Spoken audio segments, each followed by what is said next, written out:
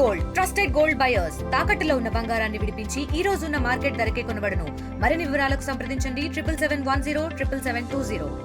తమ పిల్లలు ఉన్నత శిఖరాలకు ఉన్నత ఉద్యోగాలు సంపాదించాలనే ప్రతి తల్లిదండ్రులు కోరుకుంటారు. అదే కోణంలో నిజామాబాద్ జిల్లాకు చెందిన శ్రీమన్నారాయణ ప్రతిభల కూతురు అక్షర గ్రూప్ 1లో ఉద్యోగం సాధించి 37వ ర్యాంకును సాధించింది. తెలంగాణ రాష్ట్రంలో కమర్షియల్ ట్యాక్స్ ఆఫీసర్లో అసిస్టెంట్ కమిషనర్గా ఉద్యోగం పొందింది. గతంలో కూడా సెంట్రల్ గవర్నమెంట్లో జీఎస్టీలో ఉద్యోగం చేస్తూనే తెలంగాణలో గ్రూప్ 1 ఉద్యోగం రాస్తూ 37 ర్యాంక్ సాధించి పూర్తిగా నిజామాబాద్ జిల్లాకే ఆదర్శంగా నిలిచింది అక్షర.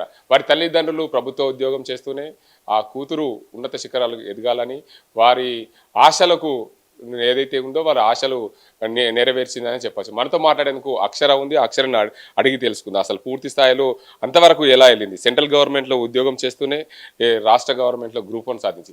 చెప్పండి అక్షర, మీరు 37 ర్యాంక్ సాధించారు.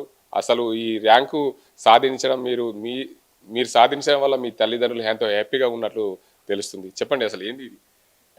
నేను ఫస్ట్ టైం 2022లో నోటిఫికేషన్ వచ్చినప్పటి నుండి ప్రిపేర్ అవ్వడం స్టార్ట్ చేశాను. అంతకుముందు యూపీఎస్సీకి ప్రిపేర్ అయ్యేదాన్ని.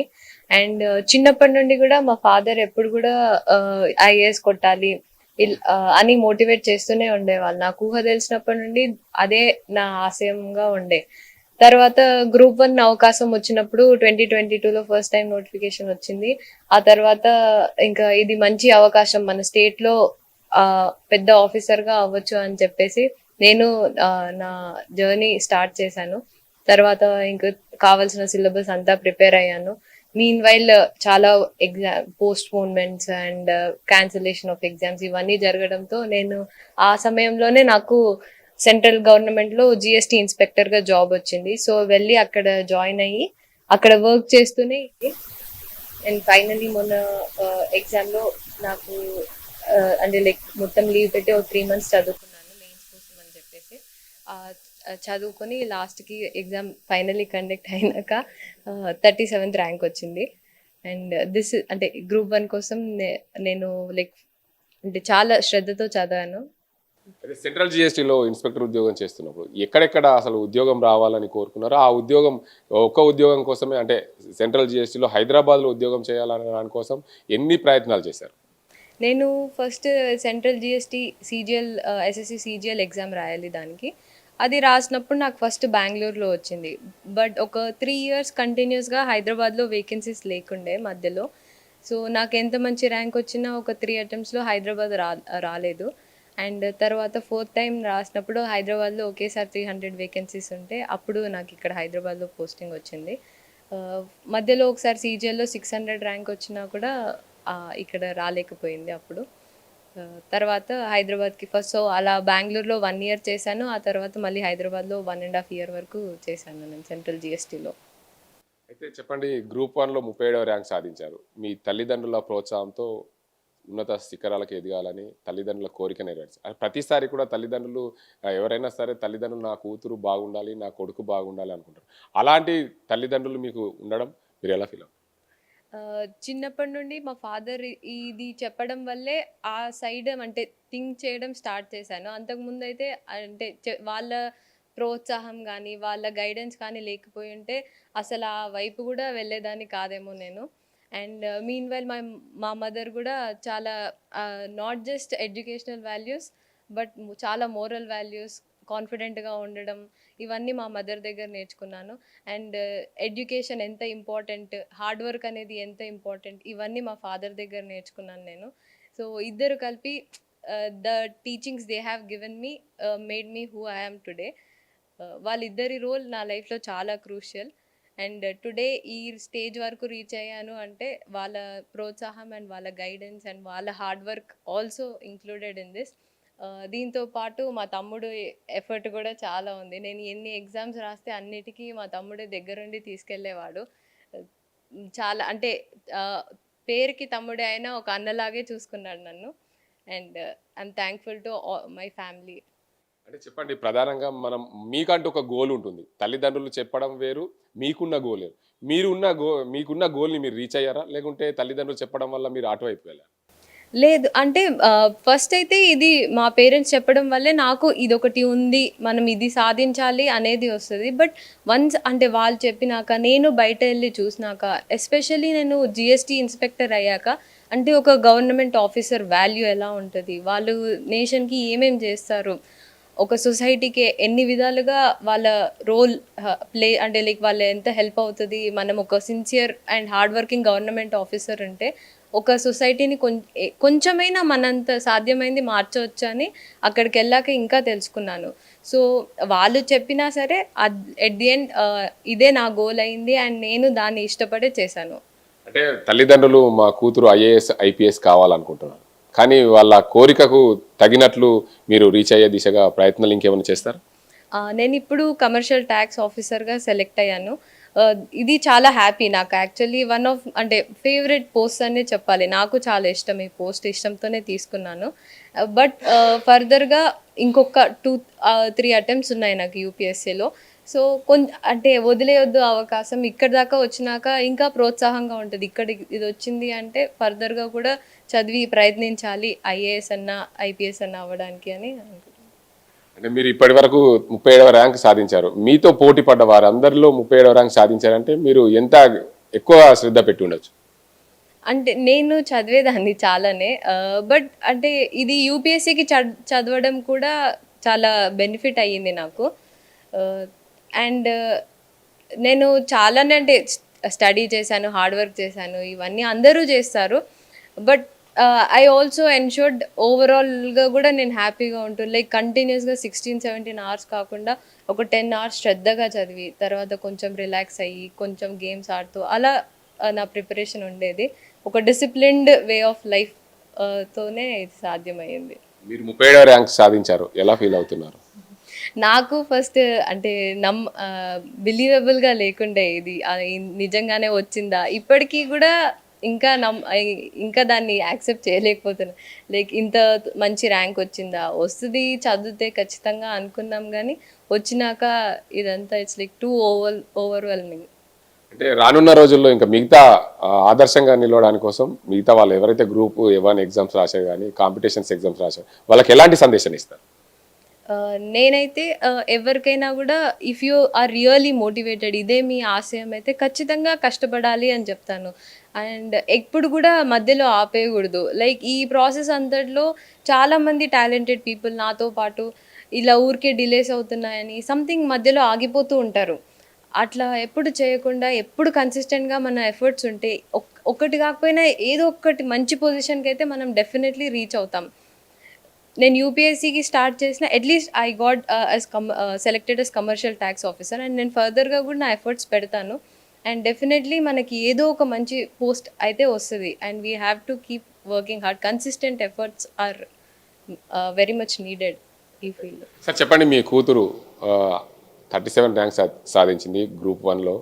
మీరు కూడా ప్రభుత్వ ఉద్యోగంలో మొన్ననే రిటైర్ అయ్యారు. అసలు ఎలా ఫీల్ అవుతున్నారు సార్? మీరు మీ పాపకు ఐఏఎస్ ఐపీఎస్ కావాలని కోరుకున్నారు, కానీ మన కోరికలన్నీ తీరవు. బట్ షీ వర్క్ హార్డ్, అన్నీ చేసింది. ఎవరికైనా పేరెంట్స్ తన పిల్లలు మంచిగా ఉంటే హ్యాపీ. సో మేము కూడా పేరెంట్స్గా హ్యాపీగా ఉన్నాము. సో ఇంకా ఆమెకు ఛాన్స్ ఉన్నది ఐఏఎస్ ఐపీఎస్ రాయడానికి, ఎప్పుడైనా రాయొచ్చు అది. ఈవెన్ అందరూ కూడా స్టూడెంట్గా ఉన్నప్పుడే ఐఏఎస్ ఐపీఎస్ కొట్టారు. ఈవెన్ జాబ్లలో జాయిన్ అయినాక కూడా ఐఏఎస్ ఐపీఎస్ చేయొచ్చు. ఇంకా ఆమె మోటివేట్ అయ్యి చేస్తుందని అనుకుంటున్నాం. సో ఇది వచ్చినందుకు హ్యాపీ. యాక్చువల్గా నాకు డిఎస్పీ తీసుకోవాలని ఉండే, బట్ ఆమెకు ఇంట్రెస్ట్ లేకుండే. అది వచ్చినా కానీ రిజెక్ట్ చేసేసింది, ఇది తీసుకున్నాను. సార్ మీరు ప్రభుత్వ ఉద్యోగం చేశారు, R&B డిపార్ట్మెంట్లో ఉన్నత పోస్టును అయితే చేశారు. దానికి సంబంధించి ప్రభుత్వంలో ఉద్యోగాలు చేస్తున్నప్పుడు ఎలాంటి ఒడిదుడుకులు ఉంటాయి మీరు పిల్లలకు చెప్తారా? పిల్లలకి ఒడిదుడుకులు అంటే మన పని మనం చేసుకుంటూ పోవాలా. బయట నుంచి ఒత్తిళ్ళు కంపల్సరీ ఉంటాయి. పబ్లిక్లో ఉన్నప్పుడు ప్రతి యాంగిల్లో నుంచి ఒత్తిళ్ళు ఉంటాయి. మనము ఆ ఒత్తిళ్ళను తట్టుకుంటూ మన పనిని మన రూల్స్ని ఎప్పుడు అవాయిడ్ చేయొద్దు. వాటిని కంపల్సరీ ఫాలో అవ్వకుండా వెళ్తే నీకు ఎన్ని ఒడిదుడుకులు వచ్చినా మనకు సేఫే ఉంటాము. మనం ఎప్పుడు కూడా అంటే బయట ప్రెషర్కు లొంగి ఏమైనా చేసినప్పుడు డెఫినెట్గా మనం ప్రాబ్లంలో ఇరుతాం. కాబట్టి నా పిల్లలకు సజెషన్ ఏంటంటే ఎవరైనా కానీ మన ఒక రూల్ ప్రకారం మన ఉద్యోగం చేస్తే కంపల్సరీ సక్సెస్ ఎవరైనా. ఈరోజు మీ పాప 37 ర్యాంక్ సాధించింది, ఎలా ఫీల్? I'm so happy. ప్రతిభ ఉంది వారి అక్షర వాళ్ళ తల్లి. ఆమె ఉన్నత విద్యను అందిస్తుంది, ప్రతి ఒక్క పిల్లల్ని కూడా తీర్చిదిద్దుతుంది. ఆమె చిన్ననాటి నుండి కూడా ఎవరైనా సరే చదువుకు మోటివేట్ కావాల్సిందే ఆమె చదువు చెప్తుంది. దానికి అందరికి సంబంధించి ఉత్తమ ఉపాధ్యాయురాలు కూడా ఆమె ఎన్నికైంది. నిజామాబాద్ జిల్లాలో ఎన్నో పుస్తకాలు రాసింది. దానికి అందరికి సంబంధించి ప్రతిభ మేడం ఉన్నారు. మేడం చెప్పండి, మీ పాప స్టేట్లో గ్రూప్ 1లో 37వ ర్యాంక్ సాధించింది. మీరైతే అందరి పిల్లల్ని తీర్చిదిద్దుతారు, మీ పాపను కూడా అదేవిధంగా తీర్చిదిద్దారా? నిజం చెప్పాలంటే వాళ్ళ ఫాదర్ మోటివేషన్ ఎక్కువ అండి. నేను ఎంతసేపు స్కూల్ పిల్లల్నే ఎక్కువ దృష్టి పెట్టేదాన్ని. వాళ్ళకి నేను చదువు బాగా చెప్తే మా పిల్లలకి అది హెల్ప్ అవుతుంది అనేది నాకు ఎప్పుడూ ఉండేది మైండ్లో. అదేవిధంగా ఆ పిల్లల్ని ఎట్లా చూస్తానో మా పిల్లల్ని కూడా సేమ్ ఈక్వల్గా మోటివేట్ చేసేదాన్ని. మన కాళ్ళపైన మనం నిలబడాలి, మనం నలుగురికి హెల్ప్ చేసే విధంగా ఉండాలి. ఎప్పుడైనా ఒక రోల్ మోడల్ లాగా వాళ్ళ ఫాదర్ ఎట్లనో అమ్మాయి కూడా అట్లనేనండి. అయితే ఇది 5th జాబ్ అండి తనకి. అంటే సాటిస్ఫై అవ్వదు, ఇంకా ఏదో చెయ్యాలనే తపన వాళ్ళ డాడీ లాగానే వచ్చింది. అంటే మీరు కూడా ప్రతి ఒక్క పిల్లల్ని స్కూల్లో చెప్పేటప్పుడు కూడా ప్రతి ఒక్క పిల్లల్ని తీర్చిదిద్దడంలో మీరు ఇంకా ఎదగాలని చెప్తుంటారు. అదే కోణంలో కూడా మీ పాప ఇంకా ఉన్నత శిఖరాలకు వెళ్ళాలనే ఆలోచన ఉందంటారా? అవునండి, తనకు మాత్రం ఇంట్రెస్ట్ ఉంది. మనం ఎన్ని చెప్పినా కూడా మా పాప ఆగదనేది నాకు కూడా అర్థమైపోయింది. స్టిల్ ఇంకా బాగా చేస్తే ఇంకా జనాలకి మనము ఏం హెల్ప్ చేయగలం మనతోటి, అది స్టాప్ చేయొద్దు అనేది తన ఆలోచన అండి. చిన్నప్పటి నుంచి కూడా మీరు అన్నారు కదా 37th ర్యాంక్ అనేది, అదే it's not an easy thing. చిన్నప్పటి నుంచి కూడా తను బుక్స్ చదవడానిపైనే ఇంట్రెస్ట్ చూపేది. అందరూ మూవీస్ అట్లా బయట యావిగేషన్స్ అట్లా ఇంట్రెస్ట్ చూపిస్తారు. తను హాలిడే దొరికినా కూడా టైం అంతా కూడా చదవడానికి, జీకే లేకపోతే గేమ్స్ ఆడడం, వాలీబాల్, బాస్కెట్బాల్, అంటే ఒక్క గేమ్లో ఉంటారు కానీ ఈమె అన్ని గేమ్స్లో కూడా టాలెంటెడ్. అట్లా మంచి నేమ్ సంపాదించింది. చాలా హార్డ్ వర్క్. మొబైల్ ముట్టదండి. అంటే నేను ఇచ్చేది ఒక సజెషన్ ఏంటంటే పిల్లలకి, ఫోన్ వాడకుండా ఉంటే మన గోల్ రీచ్ అవుతాం అనిపిస్తుందండి. మా పాపని చూసాక ఇది నాకు బెస్ట్ ఎగ్జాంపుల్ అనిపిస్తుంది తనకి. మీ పాప 37వ ర్యాంక్ సాధించింది, ఎలా ఫీల్ అవుతున్నారు? సార్ దానికి వర్డ్స్ లేవు, చెప్పడానికి మాటలు లేవండి. తను ఎంత సాక్రిఫైస్ చేసింది అనేది మాకు తెలుసు. పండగలకు రాకపోయేది, అంటే చదవడానికే ఇంట్రెస్ట్ చూపించేది. ఏది కూడా లగ్జరీ అనేది, ఎంజాయ్మెంట్ అనేది, ట్రిప్స్ అనేది ఏమీ లేవు ఆమె లైఫ్లో ఇప్పటి వరకు కూడా. హార్డ్ వర్కింగ్, ఎప్పుడు కూడా చదవాలి, ఒకటి రీచ్ అవ్వాలి, మనం సమాజానికి ఏదైనా చెయ్యాలనే ఆలోచనతోటి ఉంది కాబట్టి తను రీచ్ అయింది. అసలు మాటలు లేవండి ఆమె పడ్డ కష్టానికి. ఎప్పుడూ చదువుతూనే ఉంటుందండి. అది వాళ్ళ బ్రదర్ ఉన్నారు, వాళ్ళ బ్రదర్ని అయితే అడుగు. ప్రతిసారి అక్క ఎగ్జామ్ రాస్తుంటే తమ్ముడు ఎంబటి ఉండి తీసుకుపోతాడని చెప్పి వాళ్ళ అక్క చెప్పింది. చెప్పండి, నీ పేరేం పేరు? సాత్య. ఎలా ఉంది మీ అక్క 37 ర్యాంక్ సాధించింది, ఎలా ఫీల్ అవుతున్నాను? చాలా ప్రౌడ్గా ఫీల్ అవుతున్నాను. ఎంతోమందికి ఇది ఒక ఇన్స్పిరేషన్ లాగా తను ఇప్పుడు ఇంత 37th ర్యాంక్ తీసుకొని వచ్చింది. యాక్చువల్గా కాంపిటీషన్ 10 years తర్వాత ఈ ఎగ్జామినేషన్ పెట్టిండ్రు. కాంపిటీషన్ అనేది చాలా ఎక్కువైంది.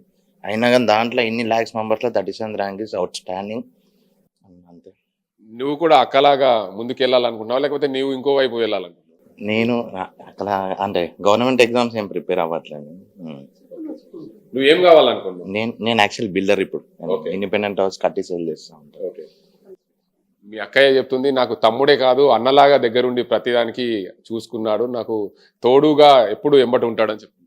అవును, అది నిజమే. ప్రతి ఎగ్జామ్ కూడా నేనే తీసుకొని వెళ్ళి రాపించుకొని వస్తుండే. ఎలా ఫీల్ అవుతున్నావు మీ అక్క? చాలా చాలా ప్రౌడ్గా ఫీల్ అవుతున్నాను యాజ్ ఎ బ్రదర్. తన ఎఫర్ట్స్ 100% ఇచ్చింది. ఈరోజు స్టేజ్ రావడం అనేది not at all easy thing. ఎంతో మంది రాస్తే ట్రై చేస్తున్నారు ఎగ్జామ్, కానీ అక్కడ రీచ్ అయింది ఇప్పుడు. Thank you. మొత్తానికి చూసుకోవచ్చు 37వ ర్యాంక్ సాధించడం చాలా గొప్పగా. మాకు అందరికి కూడా ఏదైతే రాష్ట్రంలోనే 37వ ర్యాంక్ సాధించింది, ప్రతి పిల్లలు కూడా ఉన్నత శిఖరాలకు ఎదగాలని కోరుకుంటాం. అందులో భాగంగానే మా పాప కూడా ఉన్నత శిఖరాలకు ఎదిగిందని కోరుకుంటాం. కానీ ఎప్పుడు కూడా చదువు అంటే ఆమెకు మక్కువ, చదువు మీదనే ఎక్కువ దృష్టి పెట్టేది. ఇప్పుడు కూడా ఏదైతే 37వ ర్యాంకు కమర్షియల్ ట్యాక్స్ ఆఫీసులో ఉద్యోగం వచ్చింది, కానీ యూపీఎస్సీ చదవాలి, ఐఏఎస్ ఐపీఎస్ అని తన గోల్ అని కూడా చెప్తుంది. రానున్న రోజుల్లో తల్లిదండ్రుల కోరికే తీర్చే దిశగా నేను ముందుకెళ్తానని చెప్పి అక్షర చెప్తుంది. ఏదేమైనప్పటికీ ఈరోజు నేను సంపాదించుకున్న 37వ ర్యాంక్ నేను ఇష్టపూర్వకంగానే కమర్షియల్ ట్యాక్స్ ఆఫీస్లో ఉద్యోగం తీసుకున్నాను. దీనికి అంతటికి సంబంధించి మా కుటుంబం నన్ను ఎంతో తీర్చిదిద్దింది. చిన్నపిల్లలకు ఎలా అయితే చదువు చెప్తుందో మా అమ్మ, అలానే నన్ను కూడా కూడా ప్రతిదానికి మోటివేట్ చేస్తూ మా నాన్న ఏదైతే ప్రభుత్వ ఉద్యోగం చేసినప్పుడు ఆ సందర్భాల్లో మా నాన్న ఎలాంటి కష్టాలు పడుతుండు, ఎలాంటి ఇబ్బందులు అవుతాయి, పై అధికారుల వల్ల ఎలాంటి సాధక బాధలు ఉంటాయి, వారన్నింటినీ గుర్తు చేస్తూ నాకు ఈరోజు మోటివేషన్ చేశారని చెప్పి అక్షర చెప్తున్న పరిస్థితి. ఏదేమైనప్పటికీ ప్రతి ఒక్కరు కూడా చదువుతుంటేనే ఇంకా ఉన్నత శిఖరాలకు వెళ్లే దిశగా అవకాశాలు ఉంటాయని చెప్పి అక్షర చెప్తుంది. ఇది ఇక్కడ పరిస్థితి. కనపస్ అజింతో గంగారెడ్డి, RTV నిజామాబాద్. తెలుగులో ఫాస్టెస్ట్ న్యూస్ ఇప్పుడు కొత్త అవతారంలో 5 సెకండ్లోనే పూర్తి వార్తా సమాచారం మీ చేతిలో. సోషల్ మీడియా ట్రెండ్స్ మీ కళ్ళ ముందుకే live TV and voice search ఆప్షన్స్తో ఇప్పుడే డౌన్లోడ్ చేయండి. యాప్ లింక్ డిస్క్రిప్షన్లో ఉంది.